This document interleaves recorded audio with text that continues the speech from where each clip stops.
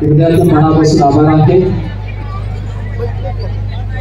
बैलगाडा दहीहंडी संघ हा पैठण तालुक्यातील गुणवले नगरीचा दहीहंडी संघ या दहीहंडी संघानं सुद्धा पाठीमागच्या काही दिवसापूर्वी कळंब नगरीमध्ये हंडी फोडण्याचा प्रयत्न केला, वालचंद नगर नगरीमध्ये हंडी फोडण्याचा प्रयत्न केला। 6 बांधणी खऱ्या अर्थानं हंडीपर्यंत पोहोच। सर्वांच्या नजरा या दहीहंडी संघाकडे आहे, कारण हा दहीहंडी संघ फार कमी काळामध्ये आपलं अस्तित्व निर्माण करतोय